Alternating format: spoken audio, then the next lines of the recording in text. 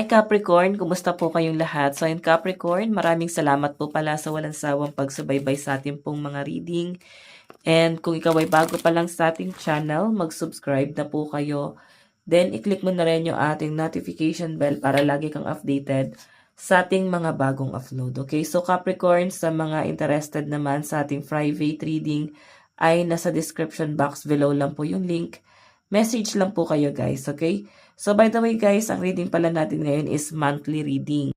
Okay, so ano ba yung mga possible na ganap sa inyo? Capricorn, monthly reading pala yung reading natin ngayon. Ano ba yung mga possible na ganap kay Capricorn ngayong February 2026? Okay. Capricorn.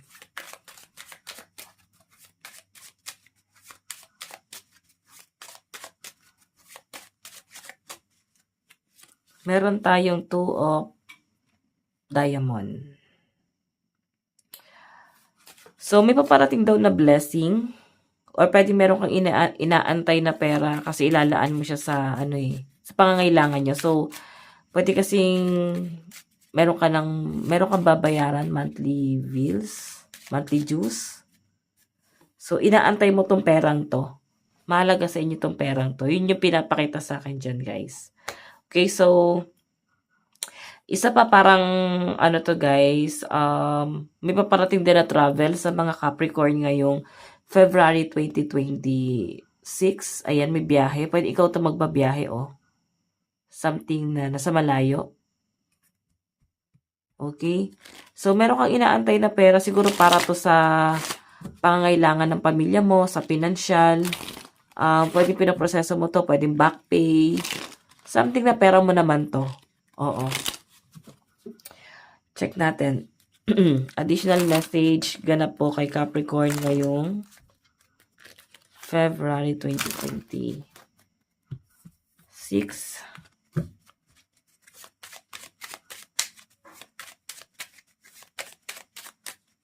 Meron tayong 5 of flowers. Friendship to. So, may nakikita talaga akong travel. Pwedeng meron ka pupuntahang malayo na kaibigan or pwedeng merong kaibigan na nag-iisip sa inyo na gusto niyang pumunta sa inyo. Gusto niyang mag-travel sa inyo. Siguro ngayong February or pwedeng paplanuhin niya ngayon pa lang January to February. Parang pinaplano niya na to. Okay, so ikaw pwedeng may biyahe ka din something na nasa malayo talaga. May pupuntahan kang kaibigan dito or pwedeng karelasyon mo. Capricorn. Pwedeng relationship din sa family. So, yan. Expect mo ha mo kami travel. Malayo-layo kasi nakikita ko, guys. Siguro, south to north. North to south. Ganon kalayo yun nasasagap ko. Okay. Additional message.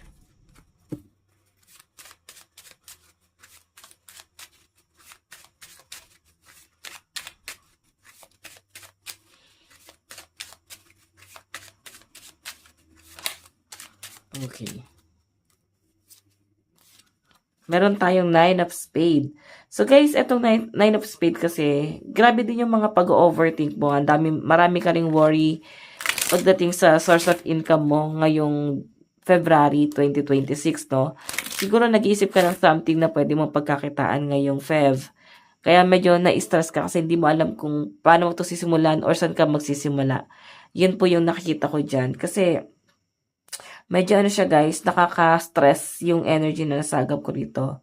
And kung meron kang sisimula na business, parang medyo may conflict, may mga delay, cancellation, pwede may mga diskusyonan. So, mahirap kasi guys mag-handle ng client, no? Or something na, pwede sa customer or pwede sa, mismo, sa seller, no? Okay, pwede ikaw yung seller. Pwede sa ka-business partner mo. Parang, ang hirap guys na makipag-settle pa sa kanila kasi, yun nasasagap ko rito Capricorn. Maraming kontra or parang ang dating masyado kang inuutakan nito. Okay? So, maganda daw guys, maproseso mo to agad-agad. No, kung meron kang ipaprocess na paperworks ngayong February, especially pagdating sa business or sa career mo, sa source of income mo, kung ano man yung source of income mo. May nakikita kasi akong mga pipil upan dito, asikasuhin. Something paperworks. Okay, check pa natin. Capricorn, Sun, Moon, Rising, and Venus. Meron tayong 5 of Spade. Okay, so Capricorn, baka meron kang makaalitan na kaibigan. Okay, yung iba sa inyo guys, pwede naguguluhan ka kasi parang nababalisa or parang may inisip-isip ka rito. So, gusto mo siya mawala sa isip mo. Pero, hindi siya mawala. Ayan o. May inisip-isip ka dito. Someone nakakilala mo or pwede nahulog yung loob mo sa taong yan. Okay? So, 5 of Spade. Sinasabi lang dito guys na mag-ingat ka. May nakikita kasi ako dito lalaki na parang masyado mautak or parang nakakatakot. Siguro malapit sa inyo to. Pwedeng asawa mo or pwedeng kaibigan mo, kapatid mo. Something na nasa circle mo lang guys, no? So, parang hindi siya guys, nakakapagbigay ng ng positive sa inyo or at least peace of mind sa inyo. Napaka-negative ng energy na itong taong to. So, yun yung mga naibibigay niya sa inyo. Check pa natin. Capricorn. Meron tayong, ayan, isa lang. Meron tayong 9 of Heart. So, Capricorn, ito kasi wish card, no? Meron kasi sigurong gusto mangyari. Oo. So, etong gusto mo mangyari na to, pwede ibibigay siya sa inyo. Meron ako nakitang abundance or something na swerte. Basta something blessing na paparating. Good news na paparating ngayong Feb. Ayan. Check pa natin.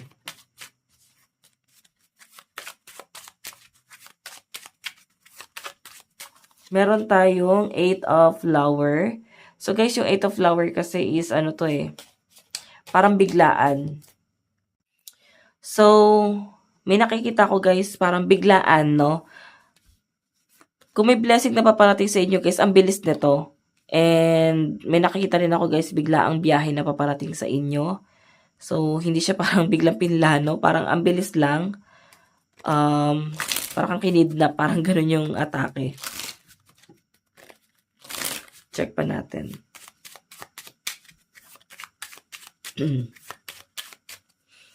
Meron tayong 4 of Heart.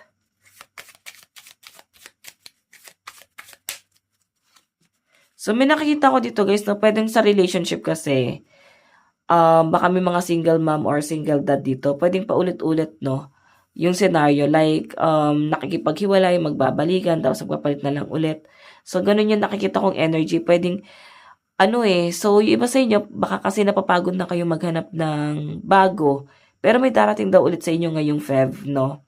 So, yung iba dito guys na committed pa rin, parang di kayo makaalis dun sa person nyo. Pwedeng hindi nyo guys sila totally ma-detach, no? Hindi ka makapag-detach dun sa energy na absorb mo sa kanila. Yung pinapakita sa akin dito, parang babalik eh. Okay, pwede ikaw yung babalik or sila. Basta may ganong scenario. So, sinasabi lang dito guys, maguguluhan ka rito kasi may pamimili, no? Maninimbang ka ngayon sa dalawang tao. Pwede kasing meron kang ka-talking stage ngayon at magaan yung loob mo doon. Capricorn, tas may someone na babalik, someone from the past. Ending na po yung 7 of Spade. Tapos yung 4 of Heart kasi is relationship. Okay? So, guys, yung mga single mom or single dad dito, pwedeng parang may chance ulit na makisama kayo eh. Makisama kayo sa bago. So, kailangan mo lang buksan yung puso mo ulit sa bago, no? And, ialis mo na doon sa mga luma. Kung masyado na yung sakit. Pero sabi nga nila guys, malaking sacrifice. Malaking sacrifice talaga ang pumasok sa relasyon. So, hindi porke malaki yung naging kasalanan. Ito guys, ganun talaga eh. So, sabi ko nga, tanungin yung mga lolo't lola nyo kung paano nila win-work out yung relationship nila para magkaroon ka ng inspirasyon. Ngayon, kung asawa mo itong babalik na to at may anak kayo, pag-usapan nyo. Pero kung talagang, attach ka na talaga dito sa bago. Pero kasi yung bago parang medyo komplikado. So, may bigla ang pag-uusap na paparating dito, guys. Okay? Hindi ko masabi kung bad news or good news kasi to eh. So, check pa natin additional message. Okay, ano yung mga dapat mong gawin? Energy mo. Ngayong Feb. Ayan. Connect with crystal. So, ayan. Baka kailangan kang bumili ng mga crystal. Ako, hindi ako nagbebenta ng crystal. So, ayan, hanap ka. Kasi nakakatulong din siya, guys, sa energy natin, no? Okay? Depende yan, guys, kung paano nyo alagaan. So, by the way, guys, ayan. Or at least mag-manifest ka. Para kahit paano ma-release mo yung mga stress or negative na na-absorb mo sa ibang tao or sa paligid mo. Okay? Advice. Meron tayong take time to breathe out. Ayan. So, sabi nito, pahinga ka. Baka mapagod ka na masyado. I-relax mo yung puso at isip mo. Okay? So, guys, Capricorn, ito lang po ang inyong reading ngayong Feb. Maraming salamat. God bless and love you all. Bye-bye.